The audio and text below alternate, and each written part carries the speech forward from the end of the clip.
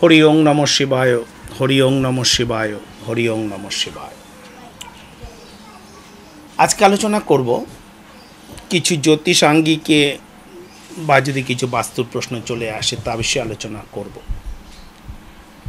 তো আগের দিন আমি বলছিলাম কোন রাশি এবং লগ্নের জন্য কোন মাসে বিবাহ শুভ, কোন কোন রাশি এবং কোন কোন লগ্নের জন্য কোন মাসগুলোতে বিবাহ শুভ। আজকে বলবো কোন কোন রাশি এবং লগ্নের জন্য কোন লগ্নে বিবাহ শুভ। লগ্ন বিষয়ে আগের দিন বলছিলাম, হিন্দু মতে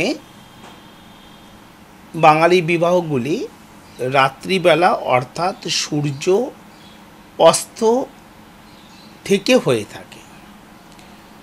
সূর্য যতক্ষণ পর্যন্ত দিন থাকে ততক্ষণ পর্যন্ত বাঙালিদের বিয়ে হয় না বা হিন্দুজমে বিবাহ প্রথা নেই। সূর্য ডুবে যাওয়ার পর বিয়ের প্রথা। তো এবার হচ্ছে লগ্ন। লগ্ন হচ্ছে মুহূর্ত, সেই শুভক্ষণ নির্ণয় করা হয় যেই সময় থেকে বিবাহ শুরু হবে। যদি তুমি মনে করো যে তোমার জীবনে একটি বিয়ে সফল হোক, সেই বিবাহ তোমার জীবনে সারা জীবন তোমাদের সুখী করুক এবং তোমাদের ছেলে মেয়ে সন্তান যা হবে তাই নিয়ে তোমরা সারা জীবন স্বামী স্ত্রী, স্ত্রী স্বামী মিলে সুখে থাকবে, তাহলে অবশ্যভাবে ফলো করা দরকার এই বিষয়গুলি। এগুলিকে ফলো করতে হবে। সাধারণ পঞ্জিকা হোক বা ডাইরেক্টরি পঞ্জিকা, সেখানে বিস্তারিতভাবে লগ্নের উল্লেখ রয়েছে। শুভ দিন নিঘণ্ট বলে একটি পরিচ্ছদ থাকে বা একটি চ্যাপ্টার থাকে এবং সেখানে লিখে দেওয়া থাকে বৈশাখ মাসে এই এই দিনগুলিতে বিবাহ শুভ, জ্যৈষ্ঠ মাসে এই দিনগুলিতে বিবাহ শুভ, ফাল্গুন মাসে এই দিনগুলিতে বিবাহ শুভ ইত্যাদি থাকে। এবং থাকে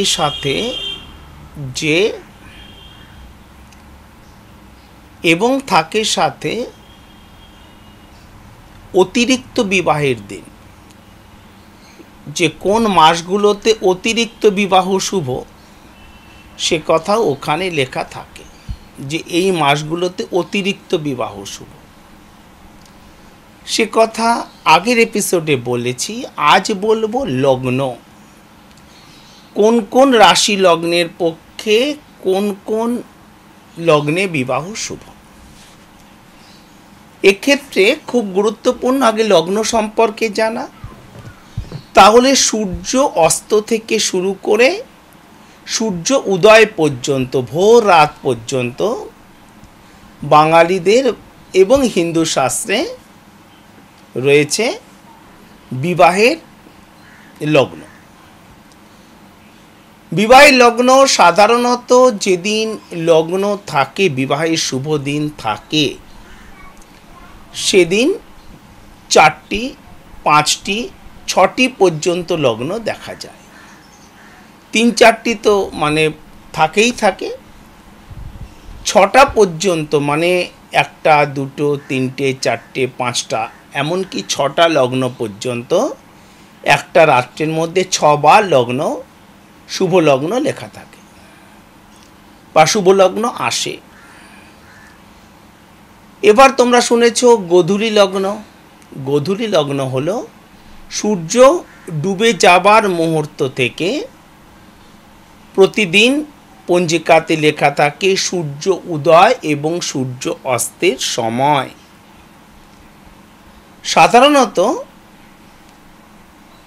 আমাদের এখানে 4টে মানে গরম এবং শীত সূর্যের যে মানে পৃথিবীর যে উত্তরায়ণ এবং দক্ষিণায়ন, সবথেকে বড় দিন হলো 21শে জুন, সবথেকে লম্বা দিন হয়ে থাকে তোমরা জানো। সবথেকে ছোট দিন তোমরা জানো। ঠিক তার ওদিকে 6 মাস পর হয়ে থাকে সবথেকে ছোট দিন। তো এই যে সাধারণত 4:10, 4:02, 4:15, 4:58, 4:42 সূর্য উদয় হয় বিভিন্ন বিভিন্ন তারিখে বিভিন্ন সময়ে। এটা ঘটে থাকে উত্তরায়ণ দক্ষিণায়নের জন্য, পৃথিবীর উত্তরায়ণ দক্ষিণায়নের জন্য। এবার এই যে সূর্য উদয় যখন হয়, সাধারণত গরমকালে সূর্য উদয়ের সময় এরকম থাকে, আর সূর্য অস্তের সময় একটু লম্বা থাকে, 6:17 মিনিট, 5:52 মিনিট, 5:48 মিনিট, সাথে সেকেন্ডেরও উল্লেখ থাকে। সূর্য অস্ত হয়। শীতকালে একটু আলাদা হয়। শীতকালে আবার দেখা যায় 5:12 মিনিট, 4:58 মিনিট সূর্য অস্ত হয়। এর আগের দিন বলছিলাম আসাম, ত্রিপুরা, আসাম, এখানে খুব দ্রুত সূর্য অস্ত হয়ে যায়, 4টের পরেই 4:15। আবার পশ্চিম ভারতে আহমেদাবাদ, রাজস্থান, সেখানে 8টা, 8:45, 8:15 পর্যন্ত গরমকালে সূর্য থাকে, তারপর সূর্য অস্ত হয়। তাহলে সূর্য অস্তের যে সময় লাগভাগ এখানে পশ্চিমবঙ্গে সূর্য অস্তের যে সময় মোটামুটি গরমকালে ওই 5:30, 6:45, 6টা, 6:15, আর শীতকালে 4:45, 5টা এরকম। তাহলে এই যে লেখা থাকে যে শুভ লগ্ন গোধূলি বলে লেখা থাকে, 4:52 মিনিট 17 সেকেন্ড গতে গতে গতে, মানে 5:52 মিনিট 17 সেকেন্ডের পর বিয়ের অনুষ্ঠান শুরু করে দিতে হবে, বিয়ের যে প্রসেসিং শুরু করে দিতে হবে। এবং সাথে সাথে লেখা আছে যে 7:19 মিনিট 24 সেকেন্ড পর্যন্ত। তার মানে এমন নয় যে 7:19 মিনিট 24 সেকেন্ডের মধ্যে বিয়েটা সমাপ্ত করে দিতে হবে, অর্থাৎ 5:52 মিনিট 12 সেকেন্ডের পর বিয়ে শুরু হলো, আর 7:19 মিনিট 17 সেকেন্ডে বিয়ে শেষ হয়ে যাবে, মাত্র তোমার 6টা তো প্রায় বেজেই যাচ্ছিল, ওই 1 ঘন্টা সামথিং। এটা সম্ভব নয়।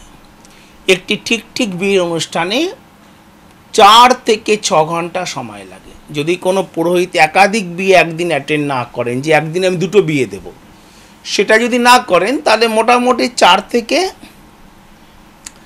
6 ঘন্টা একটি বিয়ের অনুষ্ঠানে, একটি বিয়ের ধার্মিক অনুষ্ঠানে, একটি বিয়ের যে সমস্ত পূজা পদ্ধতি, একটি বিয়ের যে সমস্ত ধার্মিক অনুষ্ঠান তাতে লাগে। তোমরা এটাও হচ্ছে দেখেছো, যারা পূর্ববঙ্গের মানুষ আছো, বাসি বিয়ে বলেও তোমরা একটি বিবাহের ধার্মিক অনুষ্ঠান তোমরা করে থাকো। তো সেক্ষেত্রে কথাটা হলো যে এই হচ্ছে গোধূলি লগ্ন। প্রথম যে লগ্নটা থাকবে এটা হচ্ছে গোধূলি লগ্ন। এরপরে যে দ্বিতীয় যে লগ্নটি থাকে, ধরো এরপরেই আবার একটি লগ্ন আছে, সেটি হচ্ছে 8:02 মিনিট থেকে শুরু করে 9:06 মিনিট পর্যন্ত, এরকম একটা দেখা যাচ্ছে। এরপরেই একটা লগ্ন আছে। বা এই ধরো যে 7:19 যেটা শেষ হয়ে গেল, 7:17 মিনিটে যেটা শেষ হলো, আবার দেখা যাচ্ছে 7:46 মিনিট থেকে আর একটা লগ্ন আছে। 7:46 মিনিট 11 সেকেন্ড থেকে সেই লগ্নটা শুরু হচ্ছে, আর সেই লগ্নটা চলছে 9:04 মিনিট পর্যন্ত। তো এর পরের লগ্নে মানে যেটা দ্বিতীয় লগ্ন আসবে সেটাকে বলা হয় সান্ধ্য লগ্ন, সেটাকে বলা হয় সান্ধ্য লগ্ন। প্রথমটা হচ্ছে গোধূলি লগ্ন, তারপরের যে লগ্নটি যেটি থাক সেটি হবে সান্ধ্য লগ্ন। তারপরের যে লগ্নটা, তারপর ধর আর একটা লগ্ন আছে, সেটি হচ্ছে রাত্রি 9:39 থেকে শুরু করে রাত্রি 10:42 পর্যন্ত। তাহলে গোধূলি লগ্ন, তারপরে সান্ধ্য লগ্ন, এটি হবে রাত্রি লগ্ন। এটির নাম হচ্ছে রাত্রি লগ্ন, এটির নাম রাত্রি লগ্ন। আমি বলবো কোন রাশি এবং কোন লগ্নে বিয়ে করা উচিত, কোন রাশি এবং কোন লগ্নের মানুষ বা জাতক জাতিকাকে, ছেলে মেয়েদের এই কোন সময়টাতে কার জন্য বিয়েটা ঠিকঠাক হবে, ভালো হবে। আমি এমন জীবনে বহু বিয়ে দেখেছি, একটা বিয়ের কার্ড দিয়ে গিয়েছে, তাকে আমাদের স্ক্যান করে রাখা হয় যে কার কবে বিয়ে হলো, কার সাথে বিয়ে হলো, সে সমস্ত রেকর্ড রাখা হয়। সেই বিয়ের কার্ডটি তখনও পর্যন্ত আমরা ডিস্ট্রয় করিনি, মানে ধরো 1 বছরের মতো তবুও সেটা থাকে, আবার হচ্ছে চেক করা হয়, রিচেক করা হয়, তার মধ্যেই তার বিয়ে ডিভোর্স হয়ে গেছে। এমন বহু কেস আমি দেখেছি জীবনে, বা তোমরাও দেখেছো। তো কি হলো, কথাটা হলো তার হচ্ছে যে 3 নম্বর যে বিবাহের যে যোগটা থাকছে, যে লগ্নটা ওদিন থাকবে, তাকে কি বলা হয়, রাত্রি লগ্ন। তাকে বলা হয় রাত্রি লগ্ন, তাকে বলা হয় রাত্রি লগ্ন বা নিশি লগ্ন, তাকে বলা হয় রাত্রি লগ্ন বা নিশি লগ্ন। 4 নম্বর যে বিয়ের যোগটা থাকবে, ধরো রাত্রিবেলা 10:51 থেকে রাত্রিবেলা 11:36 পর্যন্ত, এই যে 4 নম্বর যে যোগটা, তাকে বলা হয় অতি রাত্রি লগ্ন, অতি রাত্রি লগ্ন। তারপরে যে 5 নম্বর যোগটি থাকে, সেটা হতে পারে রাত্রিবেলা 1টার সময়, তাকে বলা হয়, বা ধরো 12:30, 1টা থেকে শুরু করে 1:45, তাকে বলা হয় কাল রাত্রি লগ্ন, তাকে বলা হয় কাল রাত্রি লগ্ন। আর একটা লগ্ন থাকে শেষে একেবারে ভোরবেলা 2:45 বা 3:12 থেকে শুরু করে 4:17 পর্যন্ত, তাকে বলে ঝাঁটা লগ্ন, তাকে বলে ঝাঁটা লগ্ন। এবারে দেখো যে আমাদের হেলথের দিক থেকে শুরু করে সব কিছু যত তাড়াতাড়ি, এবং হচ্ছে কমিউনিকেশন, বাস, ট্রেন, পাবলিক ট্রান্সপোর্ট এবং প্রাইভেট ভেহিকেলসই হোক না কেন, অতি রাতে রাস্তায় চলা বিপজ্জনক, অবশ্যই বিপজ্জনক থাকে, এবং ওটা হেলথের পক্ষেও ভালো নয়, শরীর খারাপ হয়ে যায়। ভোরবেলা ওঠো, সকাল থেকে জীবন শুরু করো, রাত্রিবেলা জাগা ঠিক নয়। আমি জীবনে অনেক করেছি, ছেড়ে দিয়েছি ওগুলো, রাত জাগা আমি একেবারেই ছেড়ে দিয়েছি। তো সেদিক থেকে অবশ্যভাবেই এই সকাল সকাল যে লগ্নগুলো, গোধূলি লগ্ন তা এবং হচ্ছে যেটা হচ্ছে সান্ধ্য লগ্ন, এগুলো শুভ, এগুলো ভালো। কিন্তু তাহলে এই যে অতি রাত্রি লগ্ন, কাল রাত্রি লগ্ন বা ঝাঁটা লগ্ন কেন রয়েছে? যেগুলো লেট নাইট ম্যারেজ অর্থাৎ অতি রাত্রি লগ্ন, ঝাঁটা লগ্ন, হ্যাঁ, কাল রাত্রি লগ্ন, এগুলো তাহলে কেন রয়েছে? দেখো, যা রয়েছে তার প্রয়োজনও রয়েছে, প্রয়োজন অতিরিক্ত পৃথিবীতে কিছুই নেই। যা মানুষ একসময় কি করেছে, সমস্ত বাঘকে মেরে ফেলেছিল, আজ থেকে প্রায় 100-150 বছর আগে, মানে মারতে চাইছিল, ভাবছিল যে এই বাঘ আমাদের শত্রু, আর বাঘ মরে গেলে আমরা খুব ভালো মতো আমাদের গ্রামে শহরে আমরা থাকতে পারবো।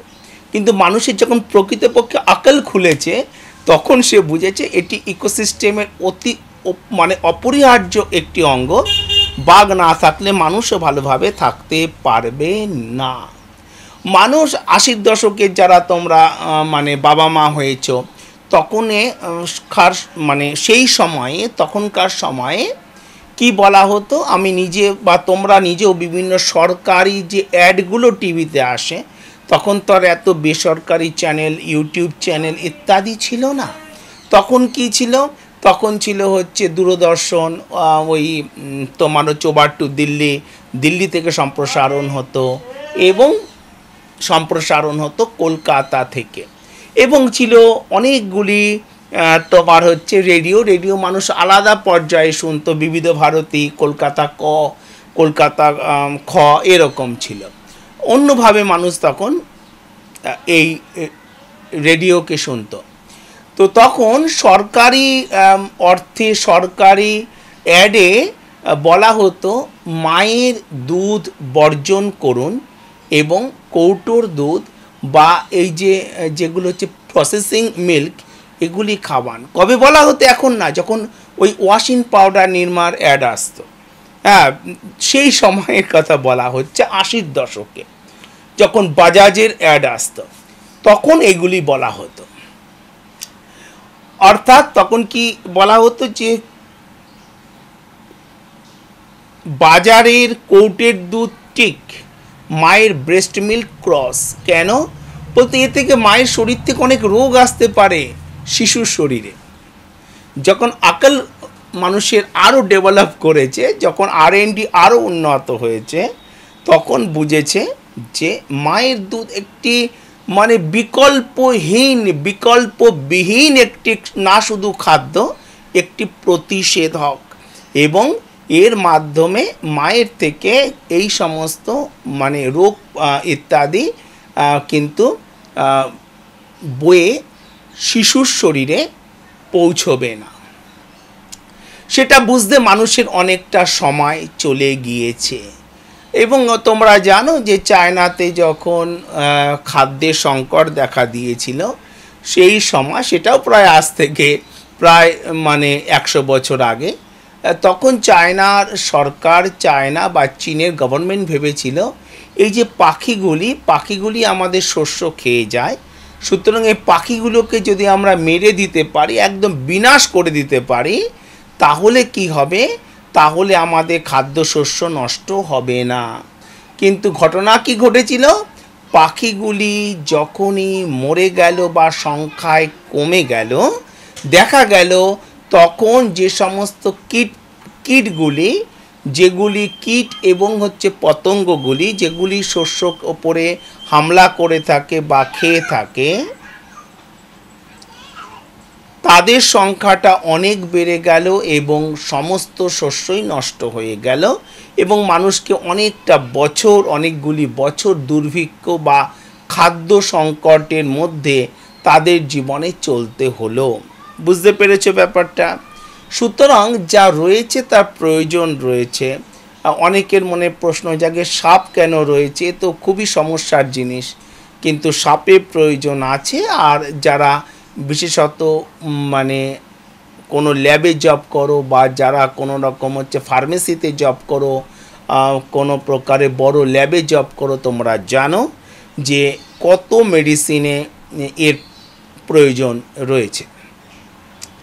তাহলে তো এই যে লগ্নগুলি, যে অনেক যে লেট নাইট ম্যারেজ, রাত্রি লগ্ন মানে বা নিশি লগ্ন যাকে বলে, তারপরে হচ্ছে কালরাত্রি লগ্ন, তারপরে হচ্ছে অতিরাত্রি লগ্ন এবং ঝাঁটা লগ্ন, তারা এইসব লগ্নে কে বিয়ে করবে, কেন বিয়ে করবে, ভালো মতো বোঝো। একটি বিয়ের প্রসেসে অনেক প্রকারের দেরি হতে পারে, বর আসতে পৌঁছতে দেরি হতে পারে, কোনো প্রকার দুর্ঘটনা ঘটতে পারে, কোনো অ্যারেঞ্জের অসুবিধে হতে পারে, ইলেকট্রিসিটির অসুবিধে হতে পারে। আর ইলেকট্রিসিটির এখন প্রায় সব গ্রামে পৌঁছে গিয়েছে, শহরে তো আছেই, শহরেও যে আছে এমন বলো না, তাতেও কিন্তু 3-4 ঘন্টা অনেক সময় ব্রেকডাউন থাকে, এমনকি সিএসসিতেও থাকে। আর 2012 সাল পর্যন্ত তো মানে স্টেট ইলেকট্রিসিটির অবস্থা খুবই অসুবিধে ছিল, ওদের একেবারেই মানে সার্ভিস ভালো ছিল না। তো ইত্যাদিতে বিলম্ব হতে পারে। আর যদি কোনো একটি লগ্ন পার হয়ে যায়, তাহলে দ্বিতীয় একটি শুভ মুহূর্ত নির্ধারণ করা হয়ে থাকে। তাহলে এই লগ্নগুলি কেন রয়েছে, এবার সে বিষয়টি আমি ডিটেল বলছি। যাদের উত্তরায়ণে জন্ম হয়েছে আর যাদের দক্ষিণায়নে জন্ম হয়েছে। এবার শুনে নাও, রবি বৈশাখ মাসে থাকে মেষ রাশিতে। রবি বৈশাখ মাসে থাকে, রবি বৈশাখ মাসে থাকে মেষ রাশিতে, জ্যৈষ্ঠ মাসে থাকে বৃষ রাশিতে, আষাঢ় মাসে থাকে মিথুন রাশিতে, শ্রাবণ মাসে থাকে কর্কট রাশিতে এবং ভাদ্র মাসে থাকে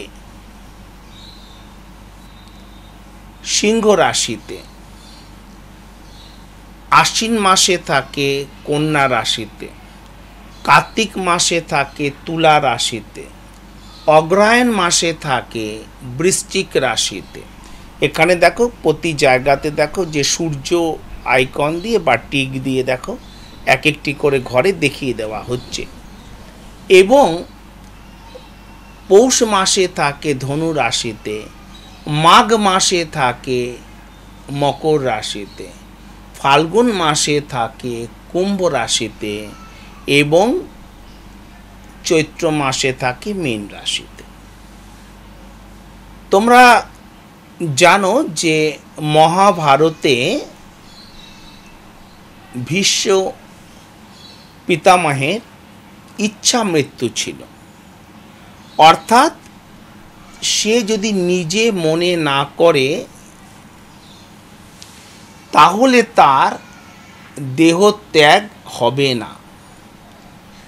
অর্থাৎ সে নিজে তার শরীর থেকে আত্মাকে ভিন্ন করার জন্য স্বতন্ত্র ছিল। সে ইচ্ছা মৃত্যুর অধিকারী ছিল। এখন বিষয়, মহাভারতের যুদ্ধ ডিসেম্বর মাসে, আজ থেকে ৫,৫০০ বছর আগে ডিসেম্বর মাসে সংগঠিত হয়েছিল। কবে? ডিসেম্বরে, শীতকালে। 18 দিনের যুদ্ধ ছিল, টোটাল 18 দিনের যুদ্ধ ছিল।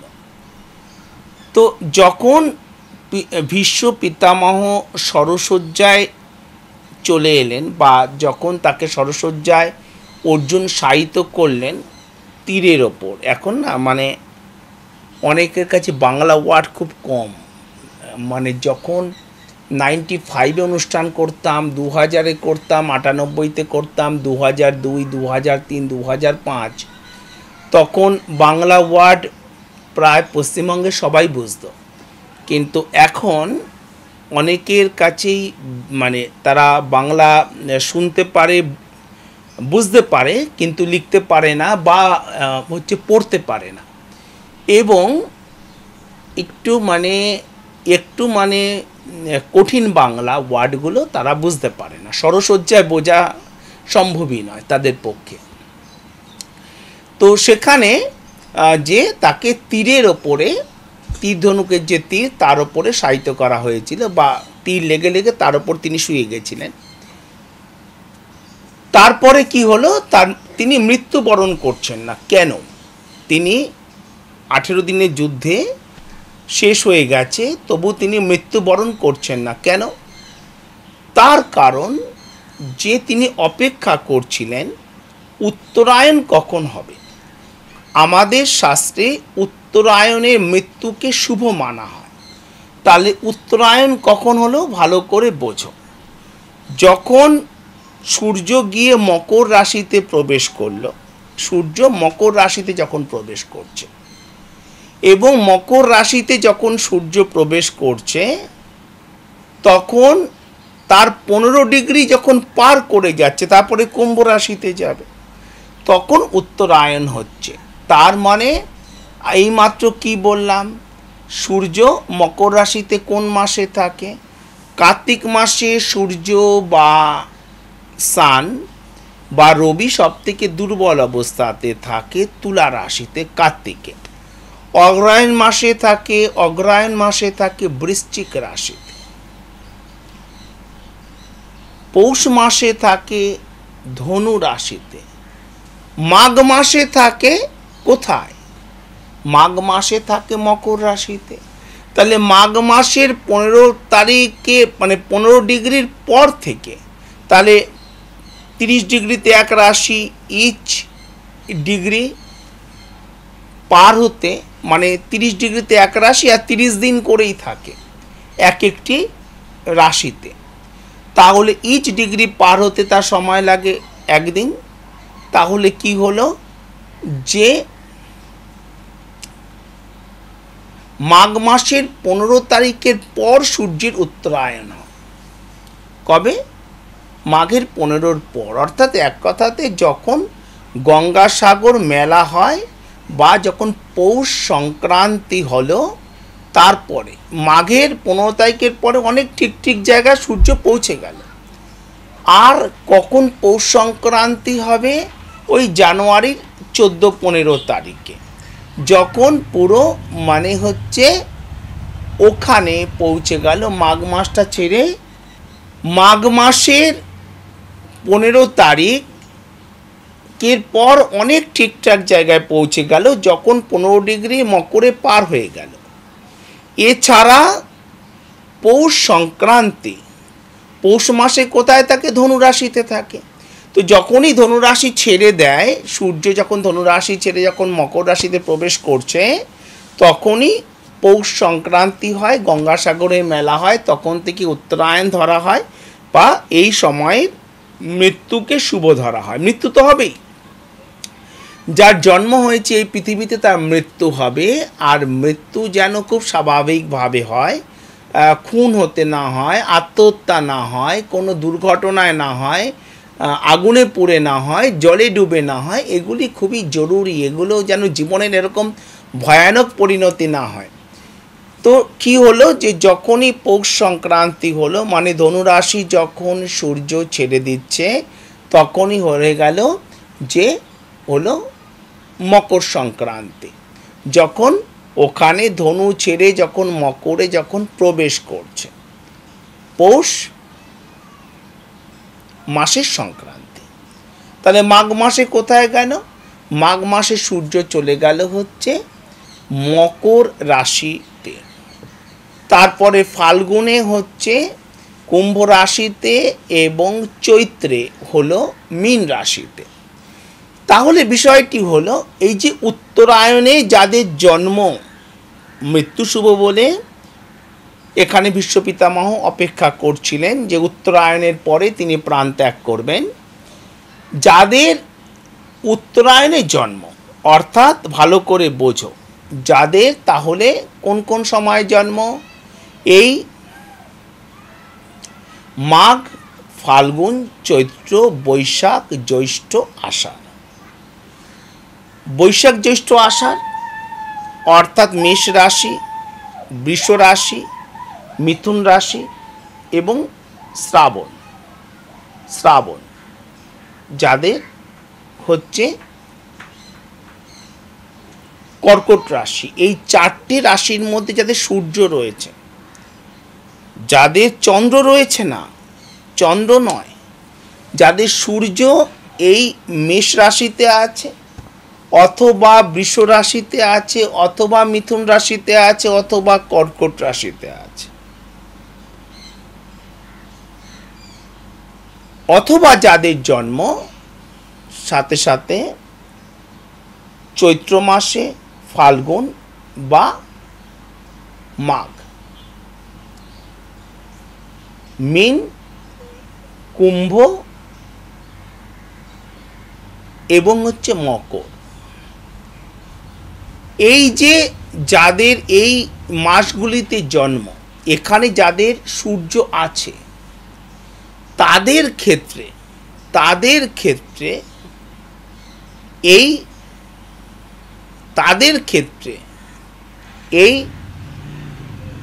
অধিক রাতের যে বিয়েগুলো, অর্থাৎ নিশি লগ্ন, অতি নিশি লগ্ন বা ঝাঁটা লগ্ন, তারা সেই লগ্নেও বিয়ে করতে পারে বা বিয়ে করলেও তাদের অসুবিধে নেই, শুভ হবে।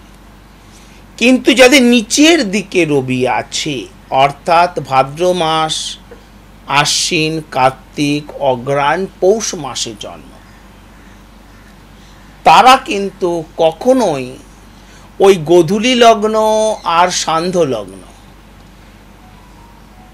এবং সর্বাধিক হলে নিশি লগ্ন, তারা এর মধ্যেই তাদের বিয়ে করা উচিত। তাদের কিন্তু কখনোই অতিরাত্রির যে বিবাহের লগ্নগুলি আছে তাতে বিয়ে করা উচিত নয়।